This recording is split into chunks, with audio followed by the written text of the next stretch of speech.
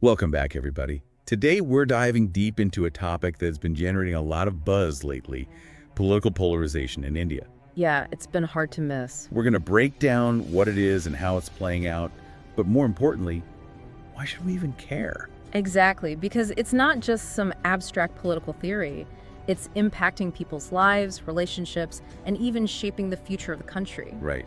So let's define it first. Political polarization basically means people's views are becoming more extreme.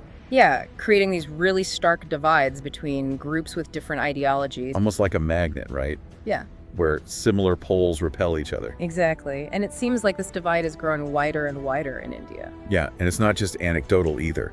A recent Pew Research Center study found that 60% of Indians strongly identify with a particular political party.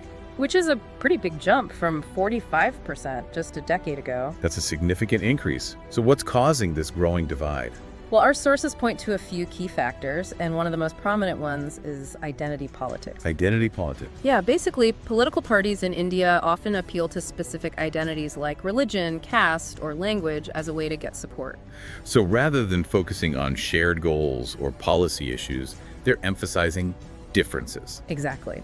And it seems to be a pretty effective strategy because a Lucknow CSDS survey found that almost 80% of voters believe their caste or religion influences how they vote. 80%, that's a huge number. It is. It really highlights how deeply intertwined identity and politics are in India. Makes you think about the long-term implications too, right? Yeah. If people are voting primarily based on these identities, is that truly representative?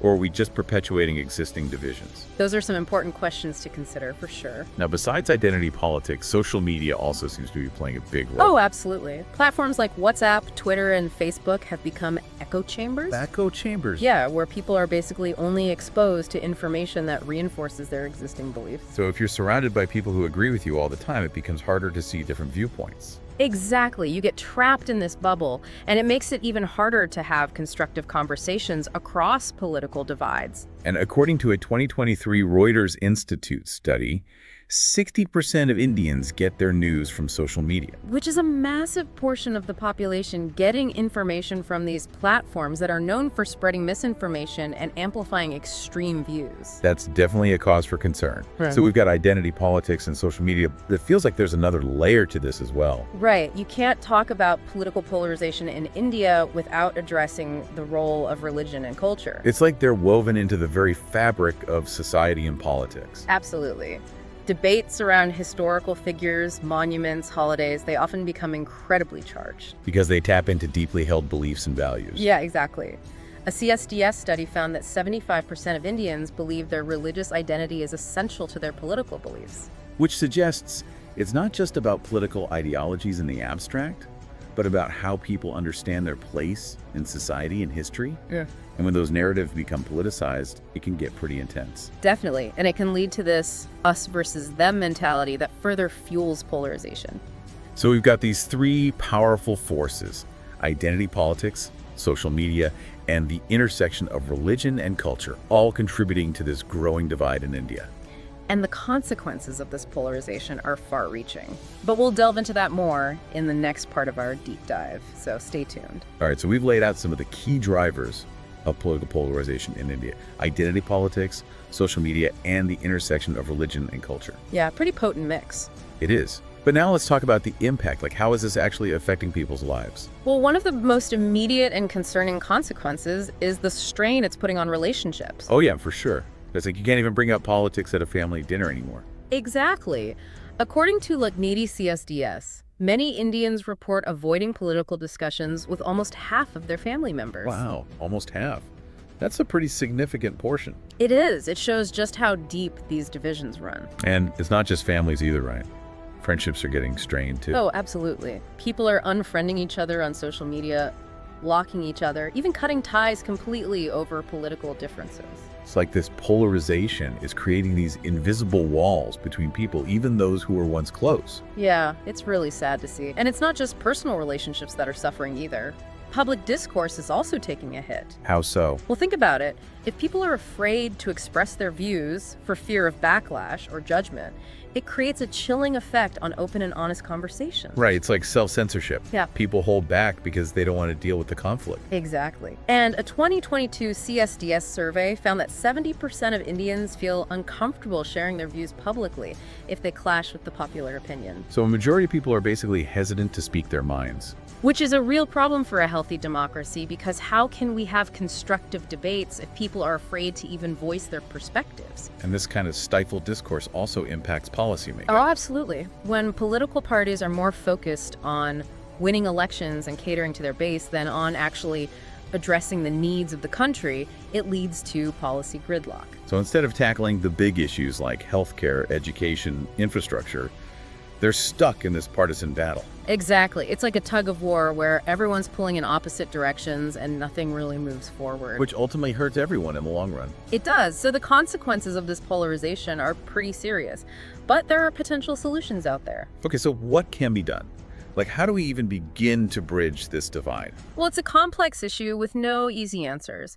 But one of the most crucial steps is promoting media literacy and critical thinking skills. So basically helping people become more discerning consumers of information.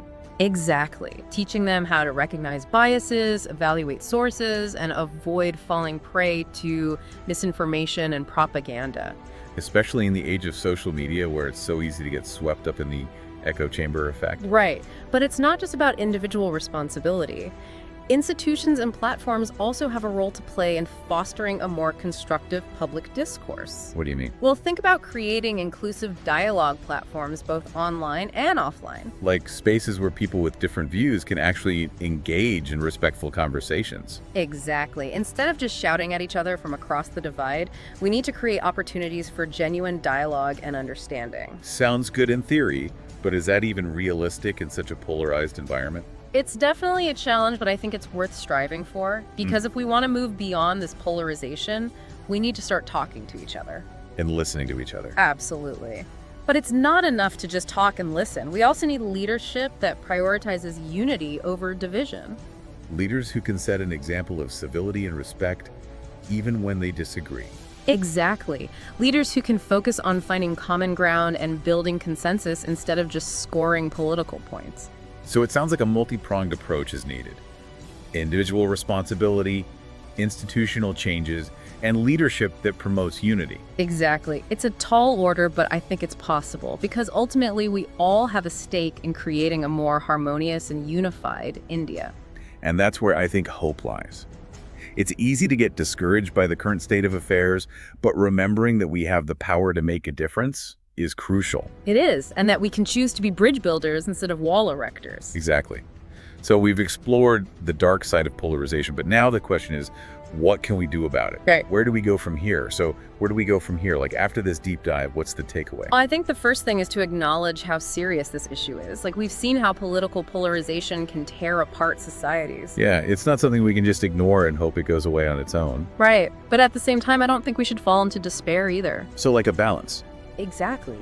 Recognize the problem, but also remember that we have agency. Like, we can make choices that contribute to either more polarization or more unity. So it's not just about pointing fingers at politicians or social media platforms. It's about taking responsibility for our own actions. Yeah, for sure. Like how we consume information, how we engage in discussions, how we treat people who hold different views. It starts with each of us. Absolutely. And I think one of the most powerful things we can do is to start listening to each other. Listening. Yeah, like really listening.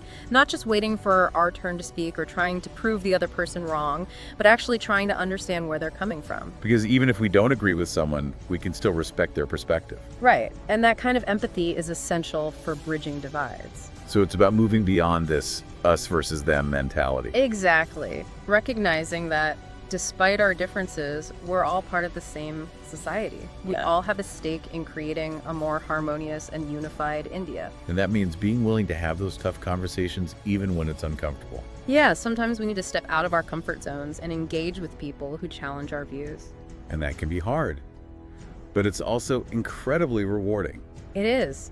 Because when we open ourselves up to different perspectives, we learn and we grow and we start to see the world in new ways. And that's ultimately what's needed to overcome polarization. It is building bridges, understanding empathy. These are the values that can lead us towards a more united and harmonious future. Well said. So as we wrap up this deep dive into political polarization in India, I hope you, the listener, are walking away with a sense of both the gravity of the situation and the possibility for positive change. It's a complex issue for sure, but it's not insurmountable. We can choose to be part of the solution. Absolutely. So let's choose hope, let's choose unity, and let's work together to build a better future for India. Thanks for joining us.